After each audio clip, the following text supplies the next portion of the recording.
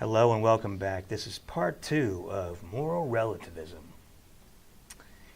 Alright, last time we distinguished these things, moral realism, objectivism, from moral relativism and moral nihilism. We looked at the arguments for cultural relativism and 2 arguments against. So let's look at a quick review. We're doing metaethics, talking about moral properties. Remember moral nihilism? If you saw Big Lebowski, you know what nihilists are. But moral nihilists say there's no right, no wrong, nothing. Relativists say, no, it's not realism. There's not real objective properties apart from people's minds. We can ground them in people's minds. 2 types, subjectivism. Individuals make up morality themselves, or conventionalism. We take the majority view in a culture to decide what's right or wrong. So you remember all this, blah, blah, blah. Quick arguments for relativism, cultural differences in arguments. Hey, this culture eats their dead. Hey, Americans don't eat their dead. Who's to judge? Everybody's right. Cultures are supreme. Moral uncertainty. Hey, some things are right. I know it's hard to decide what the right thing to do is in this situation. Got different kids, how do I parent? Hey, maybe morality is up for grabs. Situational differences. Sometimes it's right to steal in a time of war, but right now in Cincinnati, Ohio, Westchester, Ohio, it's not right for me to go steal one of these library books in this Union Center library. Some people think this ethical view is more tolerant, which there's a lot of problems with that. And then finally, the strongest reason, I think, hey, there's no God to give us universal moral principles. Moral nihilism is true, so you know what? It's better if we just ground ethics in the minds of humans, either in individuals or majority vote. So, a couple options from this. David Hume kind of can bleed into this view. Email me if you're interested in Hume. All right. Just remember this, blah, blah, blah. Yeah, Hillary Putnam. He's one guy who's towards that view. All right. So problem. We're going to look at 11 problems. We've already done 2, or maybe 3. So relativism is false. We can find one event in history that is objectively good or evil apart from the thoughts of human beings, like 9/11, one instance of bullying, one instance of slavery, one beheading of a Christian. 2, cultural differences argument is flawed. It seems like, well, problems with that. And then 2 problems with tolerance. The one problem, if you believe in an absolute principle, everybody should affirm moral realism, then you're a moral realist or objectivist. If you don't mean that, then guess what? If conventionalism is true, we're forced to tolerate intolerance in other subcultures. Other groups, other cultures don't have to be tolerant. So we'll look at the rest of these today on this list. So,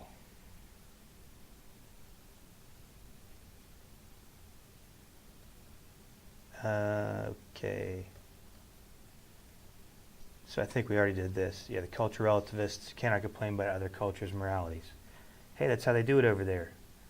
So yeah, if it's Nazi Germany and Stalinist Russia or the Islamic State, it doesn't matter. All right, I think we talked to this, the problem with subgroups. So this might be a surmountable problem for the relativist, conventionalist. You be the judge. So if you're on the borderline of 3 different cultures, whose morality do we use? So yeah, what do we do about the borderline? We're trying to find out if we're cheating on our spouse or not.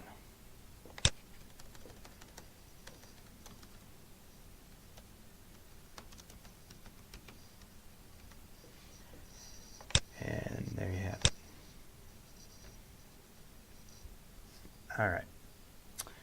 Argument number 4, relativists cannot have moral beliefs.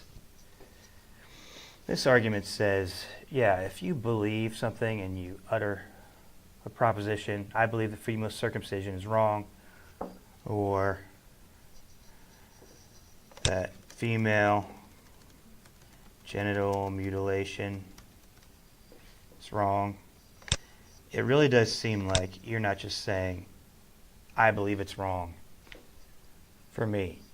You're saying, no, I think I know something about all women everywhere, that you should not mutilate their genitals, that type of thing.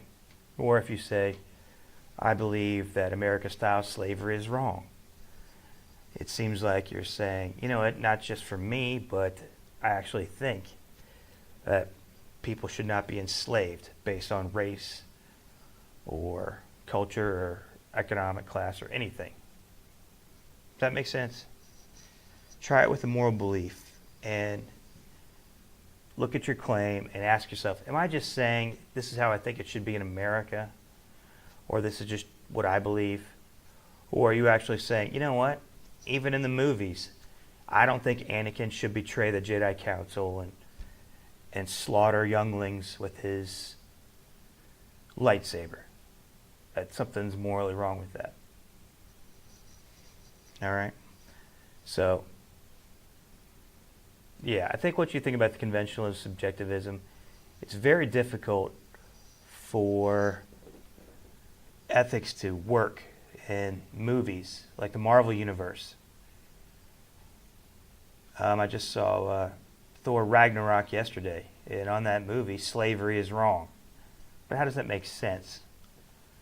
You know, especially on another planet, not just another culture. On this planet. All right. 5, the method of moral inquiry is counterintuitive for conventionalism. To find out if it is wrong to kick puppies or have an abortion, you have to take a poll. So, oh, wait a minute. Before I can kick this puppy, what do people think in this country? So it just seems not necessarily right. All right. I don't think that objection is awful. This problem, I think, is really tough. So for conventionalists, or people who think morality is grounded in the majority opinion of a people in a culture, you have the problem of moral progress. Why is this a problem? Most people believe that there's moral progress. That if you get rid of slavery or you get rid of segregation, you are making moral progress in a culture. But guess what? If conventionalism is true, there is no such thing as moral progress. There is only moral change. Cultures just vote differently in different minutes, in different years, in different months. So the vote determines what's right or wrong. Does that make sense? So in this culture now, we don't believe in slavery. But hey, if tomorrow everybody wakes up and we say, hey, let's enslave all 5-year-old Norwegian legal immigrants, then that becomes morally right, since 51% of Americans believe in enslaving Norwegians or people in Mississippi or people who go to Mississippi State, whatever. Does that make sense? All right, so for change to be progress, a goal must be assumed that we are moving toward. A consistent relativist simply believes in ethical change, not progress. C.S. Lewis makes this argument in Book 1, Chapter 2 of Mere Christianity. So there's that option. All right, here's another tough objection. Might be survivable, but it's a tough one to eat. Guess what? People who try to change morality in a culture, these people are immoral people, because what is right and wrong is what the majority of people believe in a culture. So, moral reformers are unethical people if relativism is true. Jesus acted against Jewish law. He defended women's rights. He gave more value to women, and the early Christians gave a lot of value to women, and they went against the cultural views. Is that morally right or is that morally wrong? If conventionalism is true, it was wrong for them to do that. Dr. Martin Luther King Jr. acted against the cultural values of the American South at the time.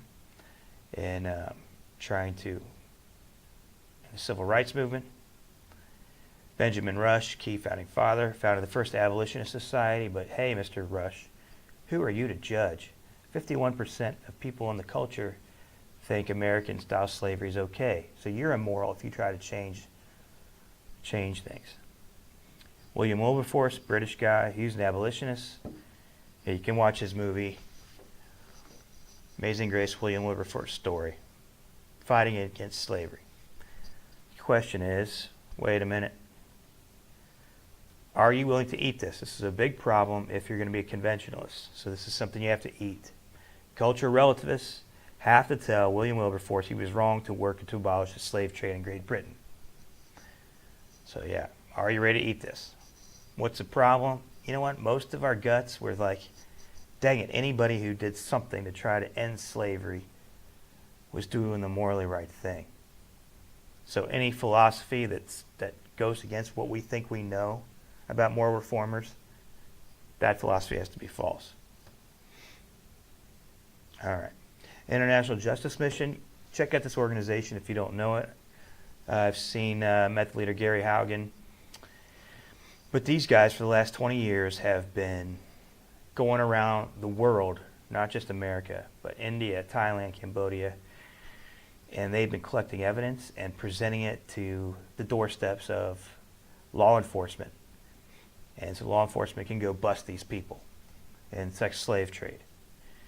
Now, my church in Cincinnati, it raised over $100 million in the last 20 years. And a lot of those millions actually went to the slave trade in India to build rescue homes for the women and children rescued from these sex brothels in India. Because there came a point where the Indian police would not arrest or break up the brothels because these girls would go to their parents, and the parents would sell their girls back to the brothel for $35. So they're like, all right, this is dumb. Unless you guys build a facility where we can take these girls to recover from sex slavery, we're not doing it anymore. All right. Well, in my view, I'm like, what International Justice Mission is doing to stop sex slavery is awesome and morally correct. Now, conventionalists, now assume 51% of the Indian culture believes sex slavery is okay, then these guys are wrong. You be the judge. All right. Yeah, 25 million people around the world are enslaved today, 2017. Now, some cultures endorse this practice. Therefore, in cultural relativism, this is morally correct. Yeah, there was a brick factory in India where whole families were enslaved, freed in 2007. I think it was 20,000 people were slaves on that brick factory. All right, the late James Rachels. He's written some of the textbooks that some of you guys are using in my class. He says this: cultural differences argument is flawed. Why? Rachel says we need to make a distinction between what people believe and what really is the case. So there's beliefs about reality versus reality. We do this in science and history and everything else.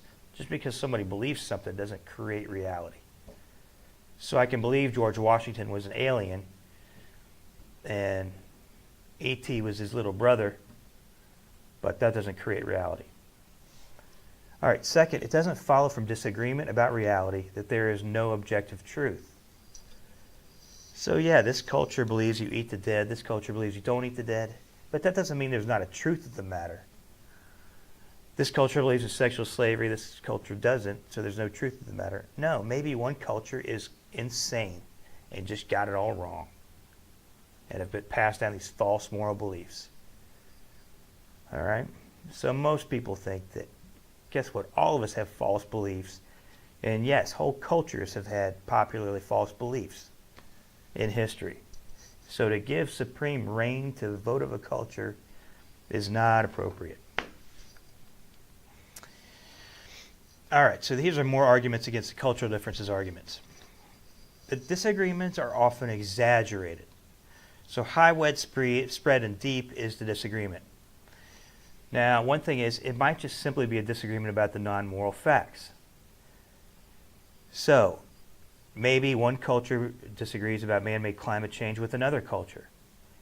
Now, if the science was certain, then both cultures would say we ought to reduce emissions, by X% immediately.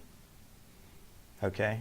But until we get agreement about the non-moral facts, so on. 30 years ago, there was, smoking is harmful to your health. There was debate about it. My great-grandma smoked an itty-bitty clay pipe, and she said it was for her health. Now, today we know that that's false, but you see my point.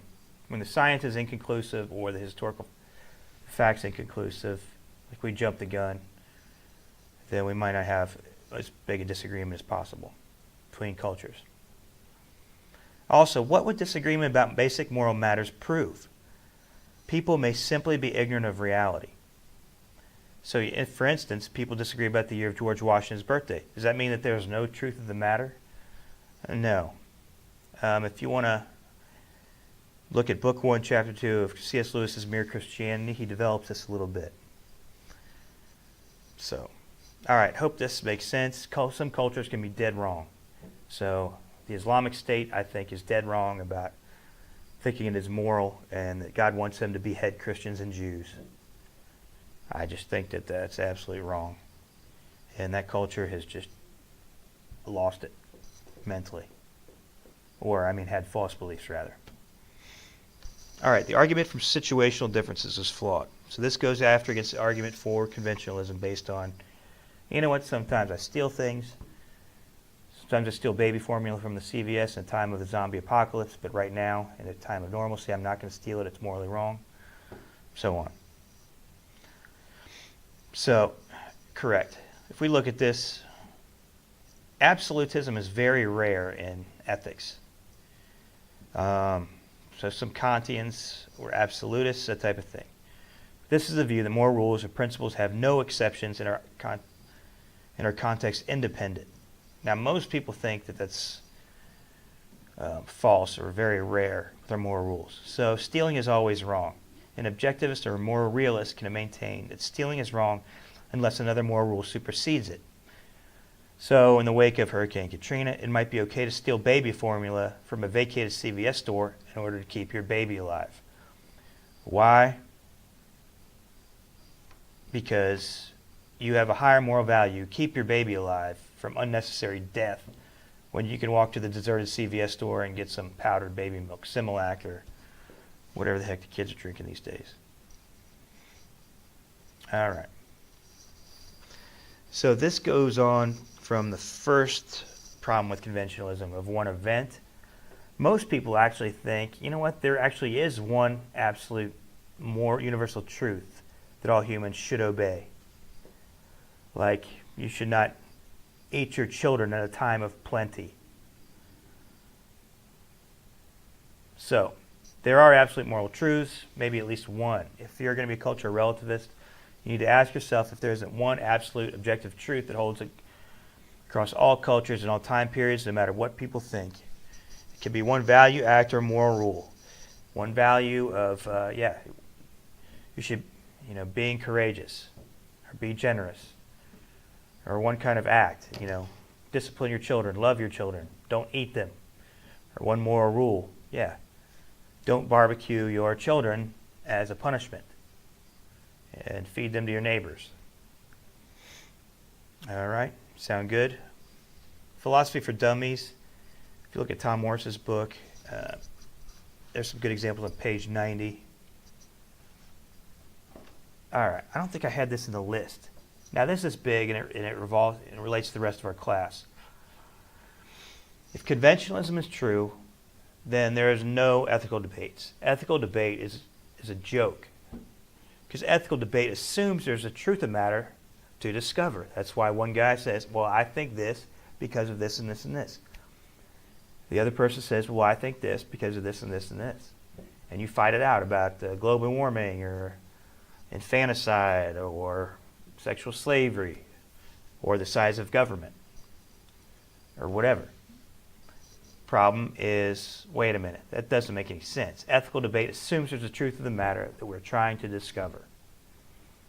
Ethical debate assumes moral realism and moral objectivism. Does that make sense? If not, email me. So yeah, if relativism is true, you don't debate it. You just take a poll or look at the latest poll to decide. All right? Rationality has no role in relativism. It's just polls. Does that make sense? But guess what? If you watch cable news, nobody acts like a relativist.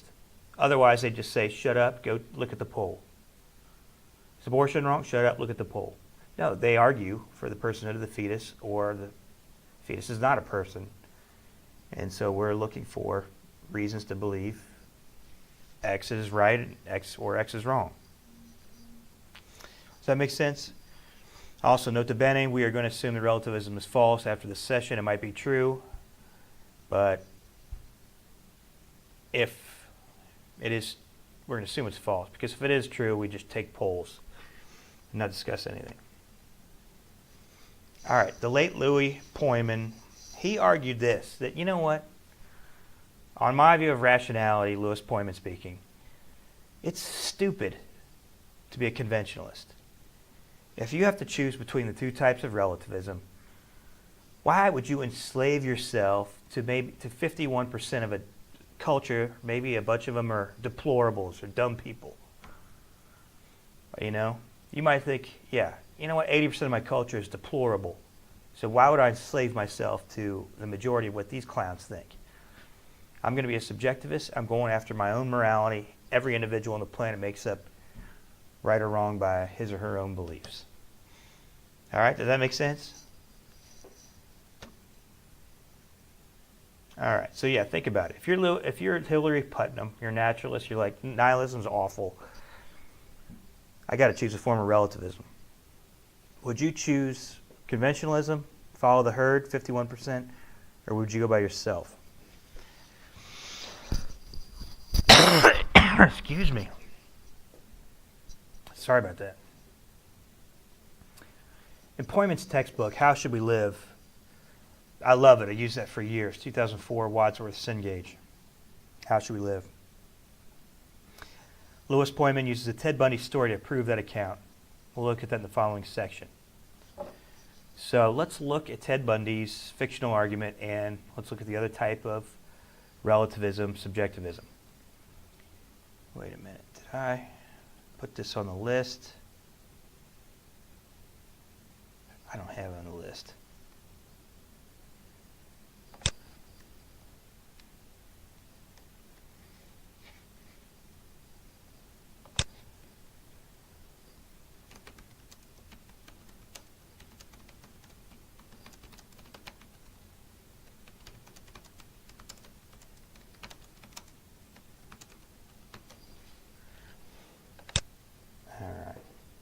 I apologize. Those are kind of out of order and a mess, but you get the point. So on the discussion board, pick 3 or 4 of these objections, give them, and then see how maybe a conventionalist would respond. All right. Moral subjectivism, also called individual ethical relativism.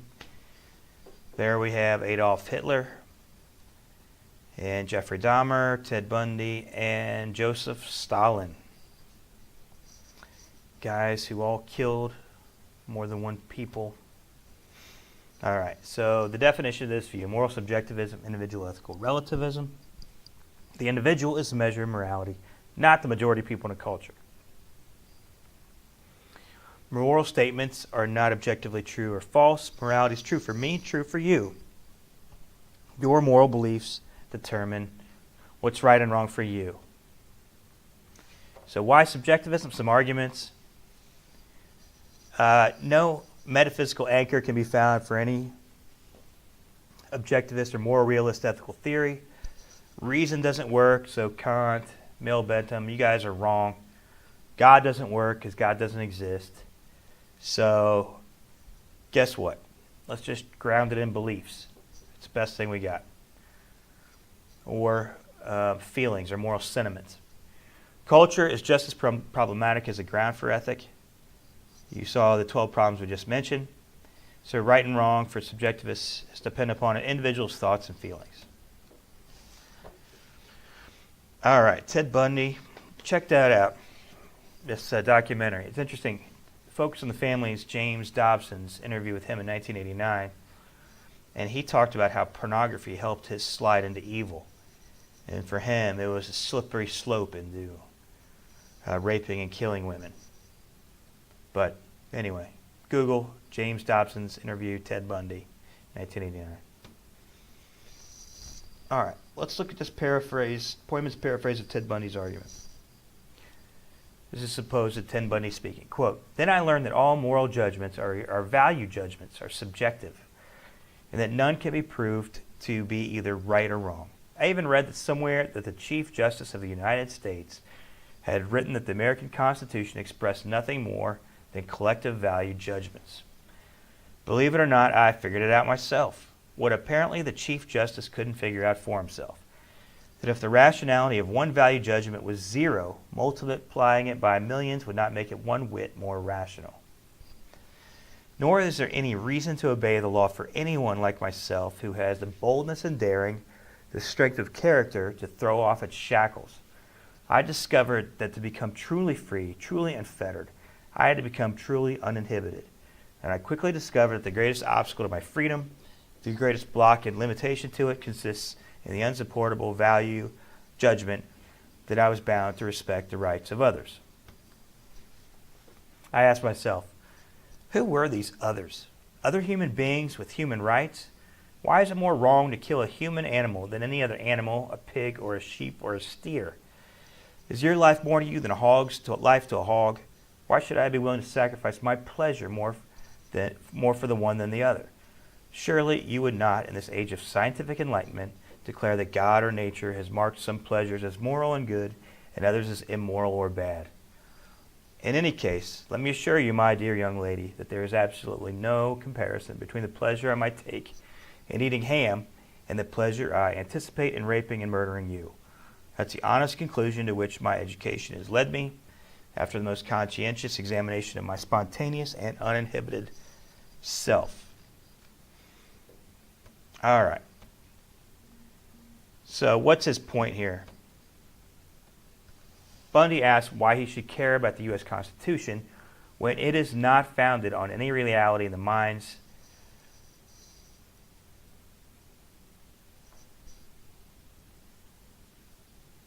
Wait a minute. When it stop.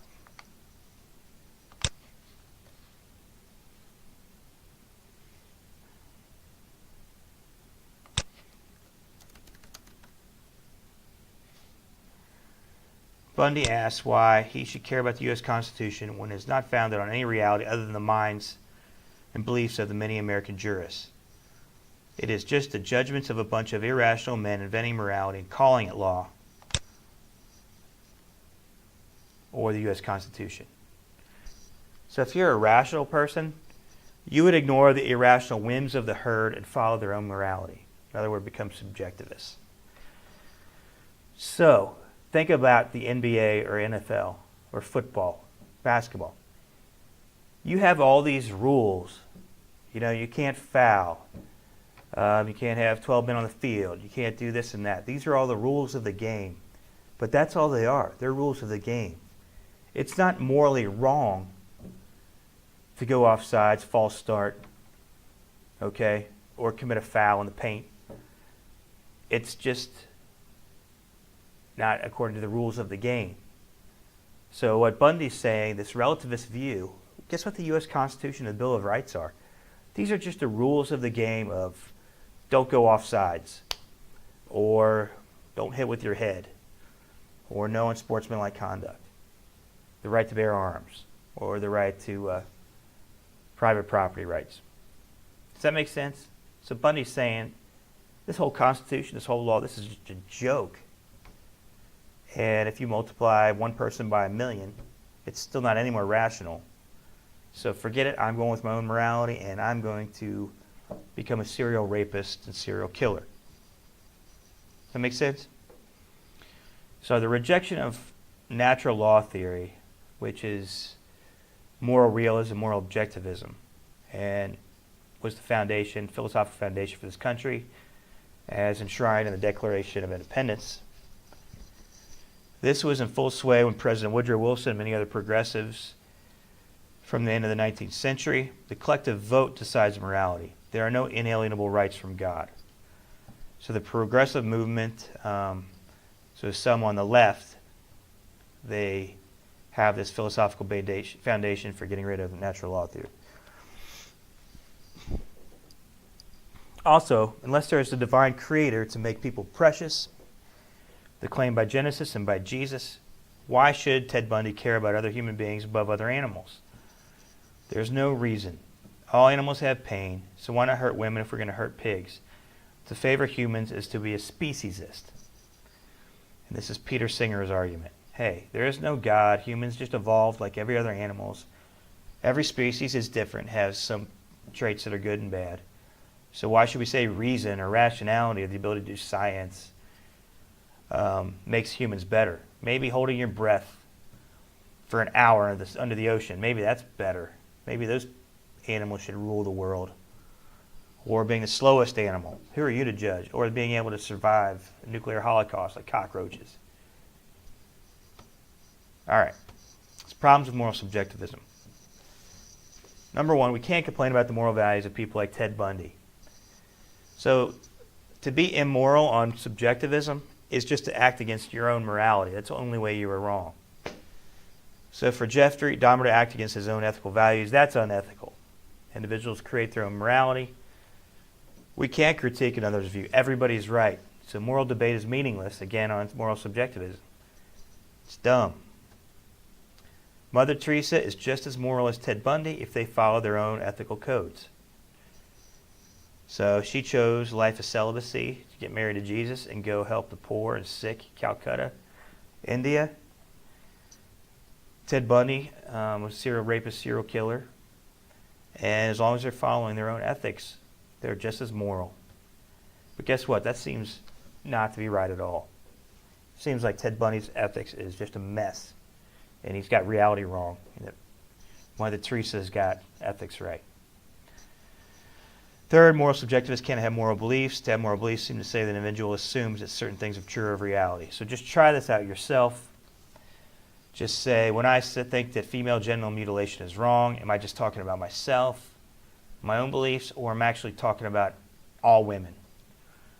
Or if I say a mass shooting is wrong in the middle of a church, am I just talking about for myself, my own morality, or am I talking about, no, every church in America, you should have the right to go worship without being gunned down, like what happened yesterday in Texas.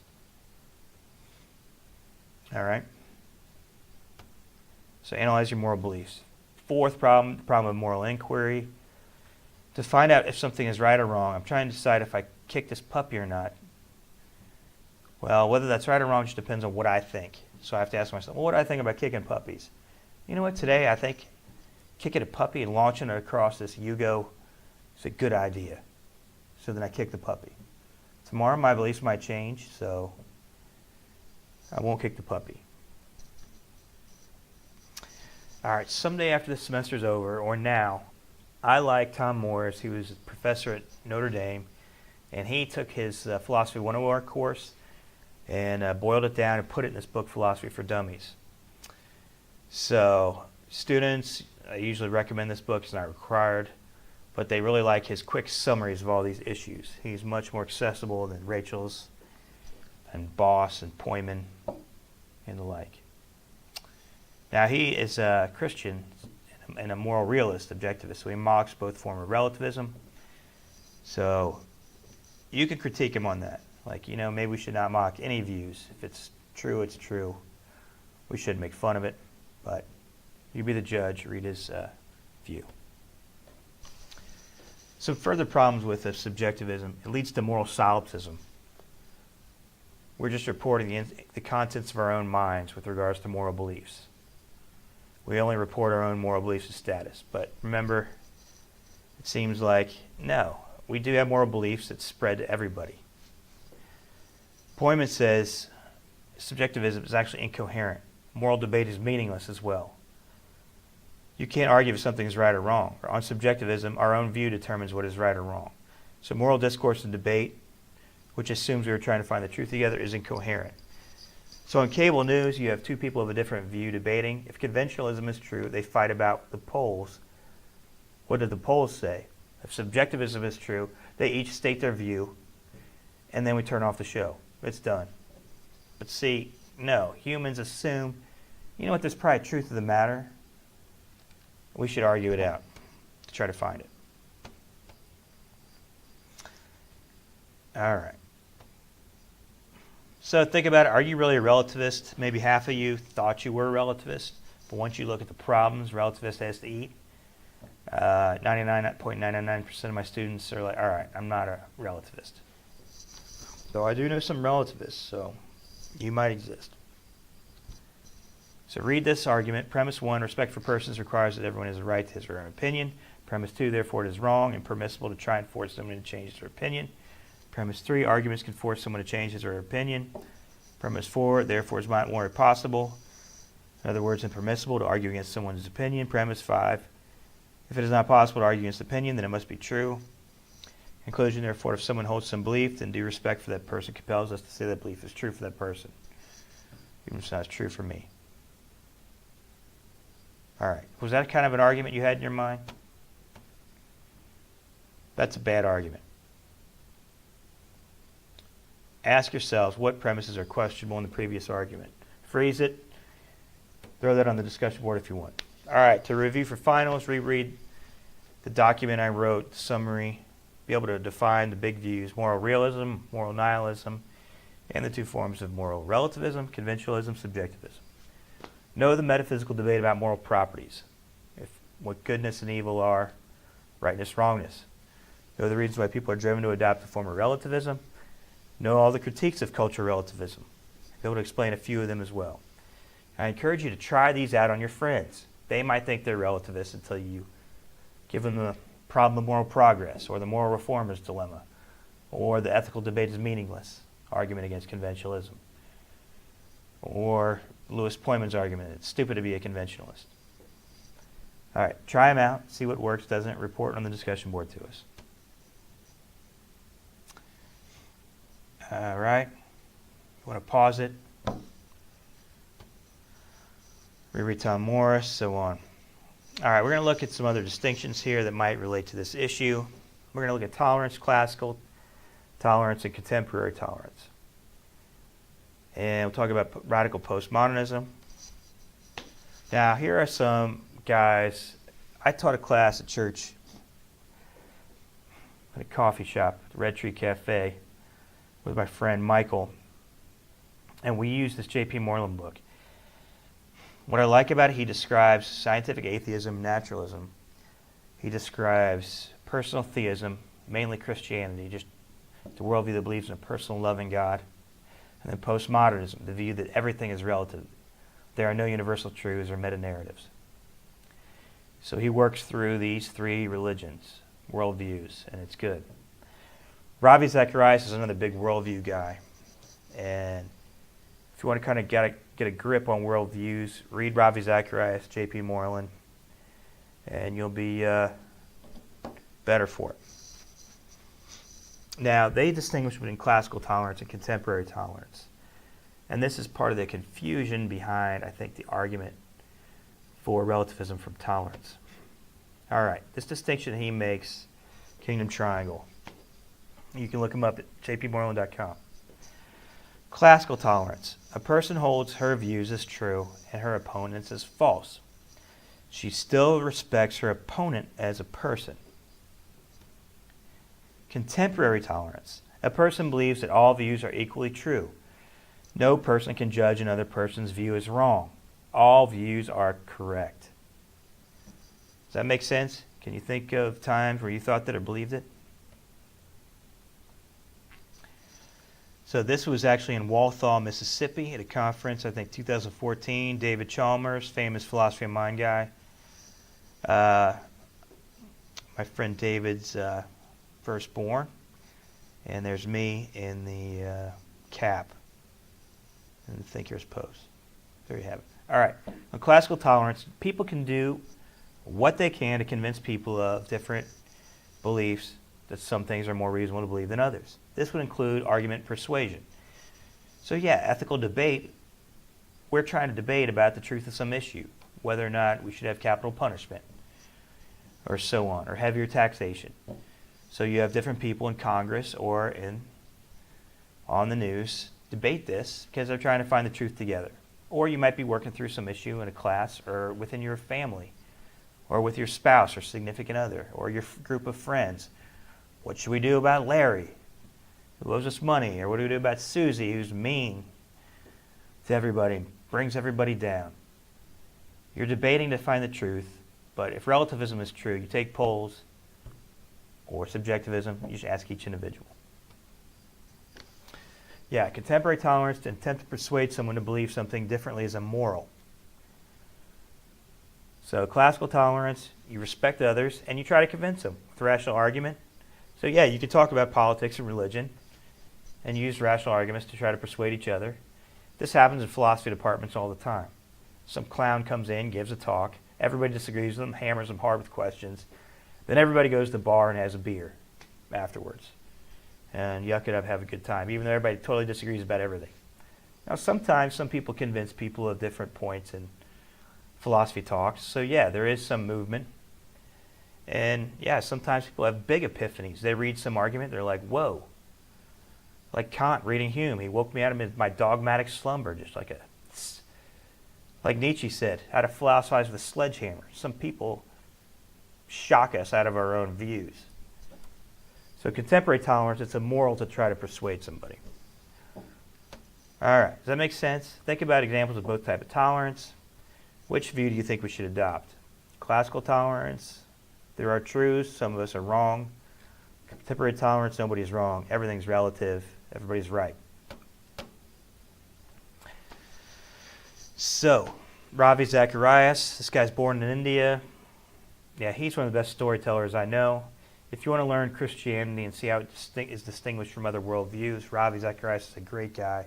If you read his books, listen to his lectures on YouTube, or rzim.org, his podcast. He does Veritas forums. This guy knows his Eastern philosophy and his Western philosophy as well. So he's just kind of a self-taught guy. His master is divinity, but he's just a brilliant dude. Even if you disagree with him, he's a great guy to learn from. All right. Remember description versus prescription. Radical postmodernism. This is a fishy worldview, but this is going to be the view that collapses epistemology and metaphysics. What people believe is what is a truth. It's denial of all universal truths, including moral ones. In other words, there are no meta-narratives.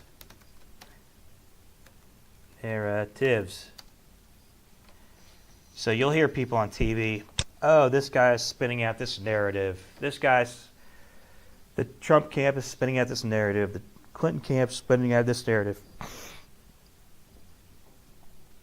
Most people believe that, you know what, there is a meta-narrative. There's a truth. Everybody spins the view, but maybe the truth is in the middle or something completely different. Does that make sense? So that's that popular word, meta-narrative, narratives being thrown around today. All right, so the radical postmodernism, this worldview, belief that we are so conditioned by environment, culture, television, parents, language. What are the bigger ones today? Race, gender, sexual orientation, economic background, status. All right.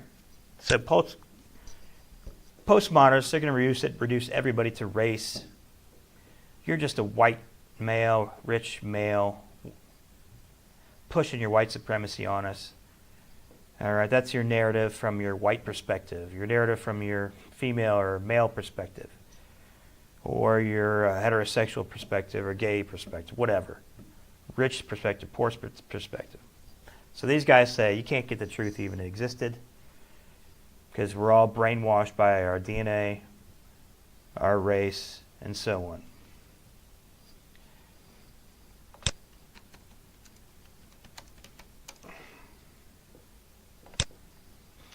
All right, does that help? All right, why is radical postmodernism self-refuting or self-referentially incoherent?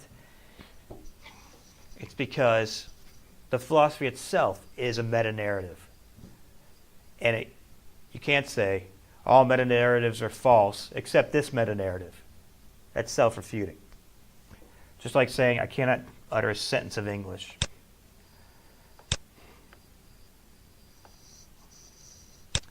So yeah, the postmodernist assumes that she can climb.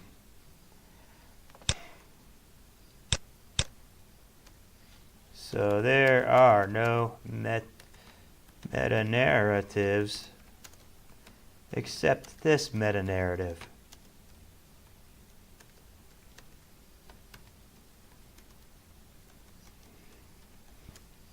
Does that make sense? All right. Once you understand this view, you'll see it everywhere. You'll see moral relativism in a large percentage of university professors. You can't access a meaning of a text. It's whatever the text means to you. Whatever Bono's lyrics mean to you. William Blake, forget it. Whatever, you can't access his meaning. It's whatever this poem means to you. Forget objective Bible verse meanings. It's whatever the verse means to you. All this, so on. All right, another problem with radical postmodernism, we have logic that governs everything we do. In order to make a sentence and be understood by any human, you have to assume that you cannot both affirm and deny the same proposition at the same time in the same way. Both P and not P cannot both be true at the same time in the same way. It cannot be the case that P, God exists, and not P, it is not the case that God exists.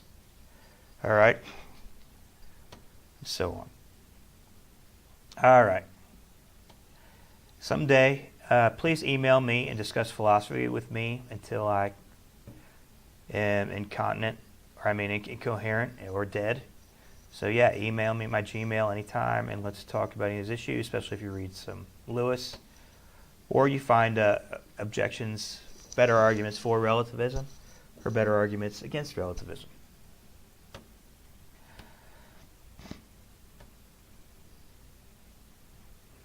Oh, let me recommend this. I love these documentaries, Human All Too Human, on Nietzsche, Sartre, and Heidegger. Gosh, these are good.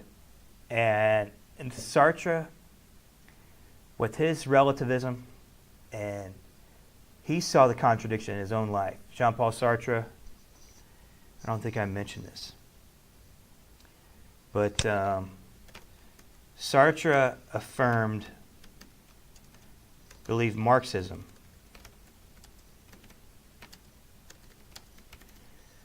He believed Sartre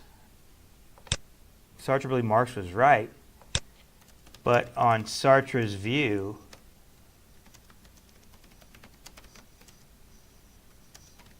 he couldn't say others should be Marxist.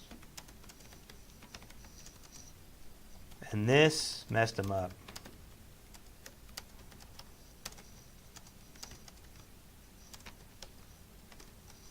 Yeah, you'll see that in the documentary. It's very good.